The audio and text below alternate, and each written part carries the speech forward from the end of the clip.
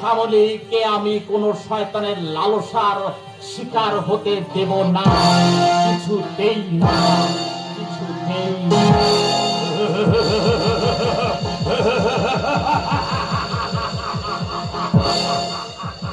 পারবে না রমেশ ঘোষাল, পারবে না। সে ক্ষমতা তোমার কোনোদিনই হবে না। তো তুমি কেন আমার বিরুদ্ধে যে রুখে দাঁড়াবে তাকেই তোমার মতো আমার ষড়যন্ত্রের জালে ধরা পড়তে হবে। কিন্তু নয়ন খুড়ো, টাকা দিই, নয়ন খুড়োর মুখ আমি বন্ধ করে দেবো। অজনের মুখ তুমি টাকা দিয়ে বন্ধ করবে দাদা? বিপন্ন তুই কি সত্যি দাদা? কি সত্যি ভাই? এই পাড়ায় তোমার নামে যে কানা ঘোষা চলছে। কানা ঘুষু আমার নামে এসব তো বলছিস ভাই? ছি ছি ছি ছি ছি। এ কথা ভাবতেও আমার ঘৃণা হচ্ছে, লজ্জায় আমার মাটির সঙ্গে মিশে যেতে ইচ্ছে করছে যে আমার দাদা, আমার পূজনীয় দাদা, আমি আত্মহত্যা করলে কি তুমি শান্তি পাবে দাদা? যদি তাই পাও, তোমাকে শান্তি দিতে আমি তাই করবো দাদা। কিন্তু তুমি এই নরকের কাদা দাদা, তোমার কলঙ্ক আমি সইতে পারছি না, আমি সইতে পারছি না আমার পিতৃপুরুষের অপমান। এসব কি বলছিস ভাই? আমি তো কিছুই বুঝতে পারছি না।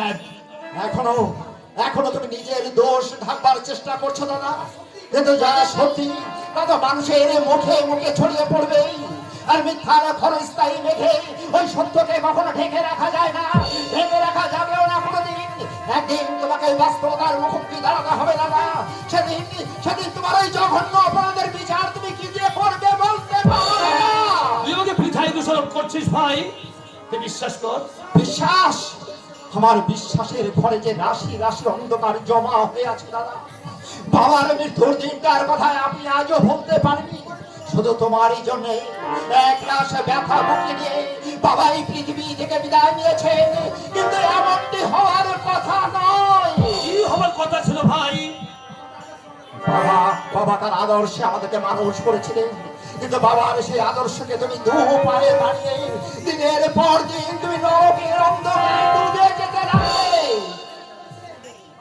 বাবা অনেক চেষ্টা করেছিলেন তোমাকে সৎ পথে ফিরিয়ে আনতে, কিন্তু কিছুতেই যখন কিছু হলো না, তখন শুধু তোমার চিন্তা করতে করতে বাবা কঠিন রোগে পড়লেন।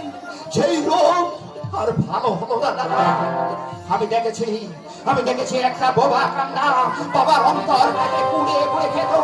বাবা অসহায় দৃষ্টিতে তোমার দিকে তাকিয়ে থেকে শুধু একটি কথাই বলতে, আমি চাইনি রে, আমি চাইনি। স্বীকার করছি না ভাই, বাবার মৃত্যুর জন্য সত্যি আমি দায়ী। কিন্তু বাবার মৃত্যুর পরে আমূল বদলে গেছি। তুই তো নিজের চোখে দেখেছিস। বাবার মৃত হয়ে স্পর্শ করে প্রতিজ্ঞা করেছিলাম আর কোনোদিন কোনো অন্যায় কাজ করবো না। সে তুই বলে যে বাবার ছেলে হয়ে আমি কি পারি কোনো অন্যায় কাজ করতে? তাহলে তাহলে আমার জন্য নরকে উঠাই হবে না রে ভাই। তাহলে রমেশের বোন শ্যামলীকে শুধুই রচনা। আসলে আমাদের কন্ট্রাক্টরের লাইনে 2 পয়সা ইনকাম হচ্ছে, তো এটা আমাদের সহ্য হচ্ছে না। তাই যেন তোর প্রকারে আমাদের ছোট করতে চাইছে। আমাদের 2 ভাইয়ের মধ্যে ফাটল। আরে লোকের কথা বিশ্বাস করে তুই হতভম্ব দাদাকে তুই ভর করে দিস না রে ভাই। আমাদের মুখের দিকে ভালো করে তাকিয়ে দেখ তো ভাই, দেখতে পাচ্ছিস কোন পাপের ছায়া? সত্যি কি আমি অপরাধী? চুপ করে থাকিস না রে ভাই, বল বল আমি কি সত্যি অপরাধী? আমি বুঝতে পারছি না দাদা, তোমাকে আমি বুঝতে পারছি না, আমি চিনতে পারছি না তোমার স্বরূপ। তোর কাছে একটা অনুরোধ ভাই, লোকের কথা বিশ্বাস করে তুই দাদাকে যেদিন দেখবি তোর দাদা অপরাধী, সেদিন তুই আমাকে যে শাস্তি দিবি আমি মাথা পেতে নেবো। তুই পত্রিকাতর মানুষের কথা বিশ্বাস করে তুই দাদাকে পর করে দিস না রে ভাই, পর করে। এতখানি পরিবর্তন দাদার, কিন্তু ওরা যে বলছে দাদার মুখের কথায় বিশ্বাস করে আমি কখনো চুপ করে থাকবো না। আমাকে সজাগ দৃষ্টিতে লক্ষ্য রাখতে হবে দাদার গতিবিধি। দাদা যদি সত্যি অপরাধী হয় তার উপযুক্ত শাস্তি দাদাকে পেতে হবে।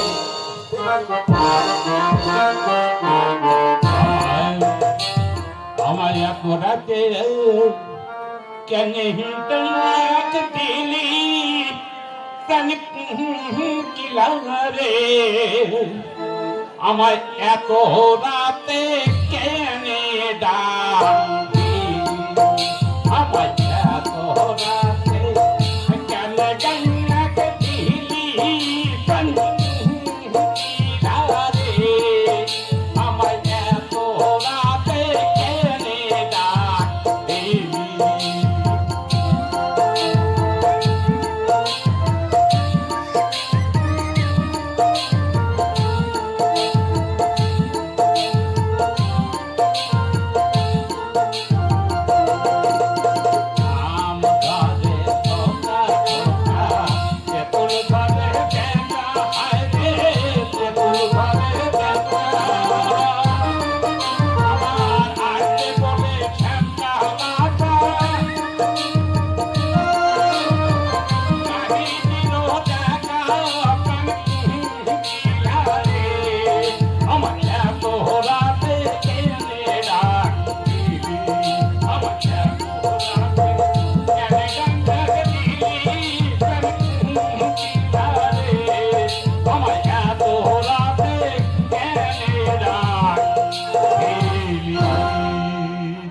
কাঙাল ও কাঙাল হতভাগাটা গেল কোথায় এই আছে এই নেই কাঙাল ওরে ও কাঙাল যাবো আর কোথায় কর্তা?